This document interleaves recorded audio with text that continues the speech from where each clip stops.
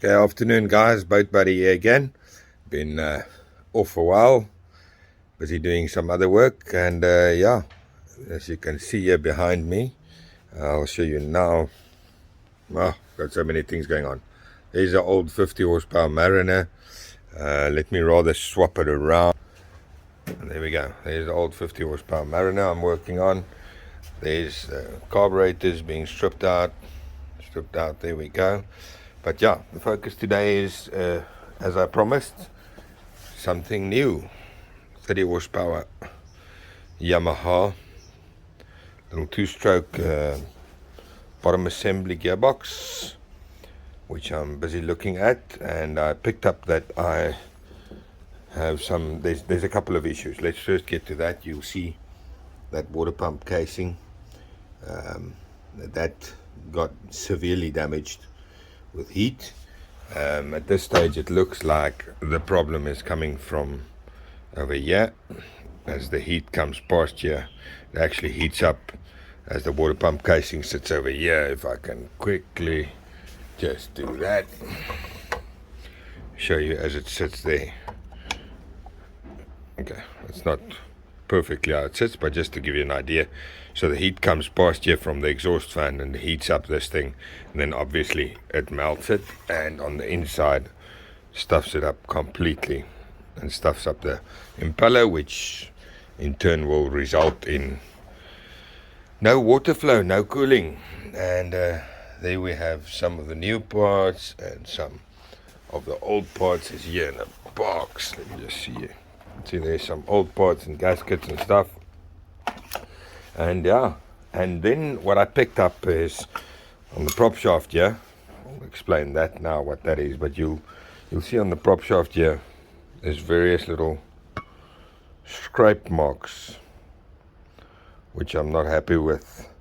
And this prop literally had a spacer in, which is that little spacer over there, which seems to me is not in the correct place, because this prop then sits too far out. It sits round about just there, where it should be almost completely in, saying to me that the spacer is not in there. But then whoever worked on it prior put in a bigger spacer, moving the prop a little bit out, causing it not to shave, because this one is clearly shaving on there.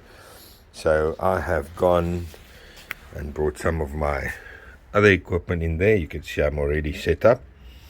So it's a magnetic base with a clock gauge, and that then, when we spin it around, if I can get my hand in there, when I spin the shaft, you see how it alters on there.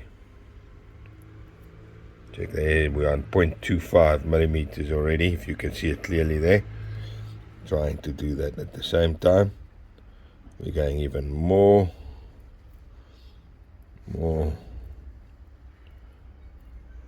There we're going down again. You see how much it is. So it's roughly, by the looks of it, it's out about 0.45 of a millimeter,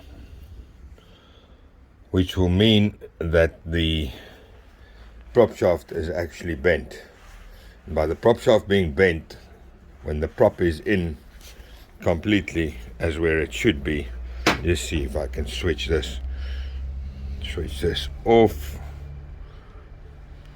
If I can get it, there we go, switch it off, release the magnetic base from there. Let's put it down on the workbench there. So what happens is, let me see, I've got my hand in front of the damn camera. Okay, sorry about that. So when I put the prop in without the spacer, that's roughly where the prop should be running. Don't know if you guys can hear that. So it's run free, and then it gets to that point. You can hear the scraping there, which is not at all what it should be like. And if I take it off, just see the spacer's got to tape it in, because inside there the shaft is slightly tapered. So if I slide the spacer on there, and I then take the prop and stick the prop on, you'll see where the prop sits, which is not correct. You can almost see there sticking out. But now the client will think it's all nice and good and running perfectly because it's smooth.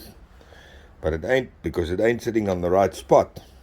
And the only reason that was done is because this spacer is not the correct spacer.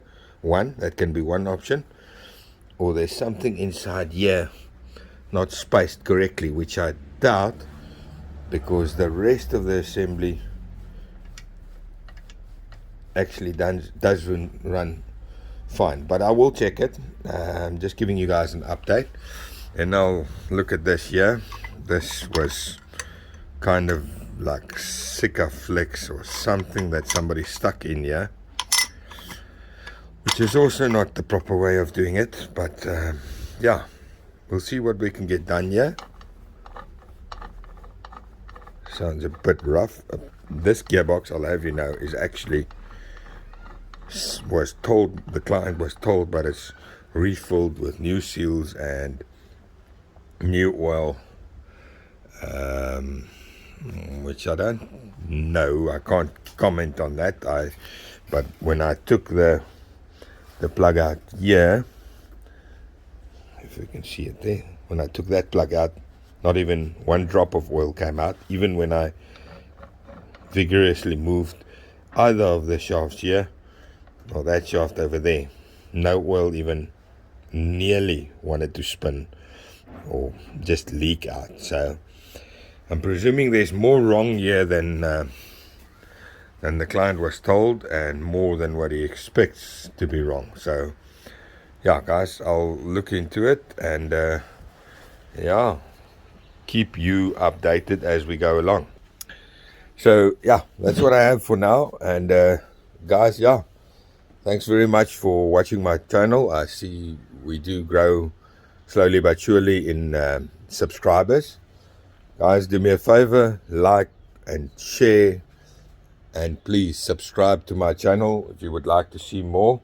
And yeah, let's see how we get along. But we are learning more and more as we go on every day. As said right from the beginning, I'm not an expert, but I'm learning as we go. And yeah, lots of things to learn and interesting things. And who knows, if we carry on and we grow quite considerably, I might even share some custom-made tools that I'm having made for stripping out certain parts of an outboard or working on certain parts of an outboard. But let's see how our channel goes on. Like, subscribe, share, and support. Thank you very much, guys.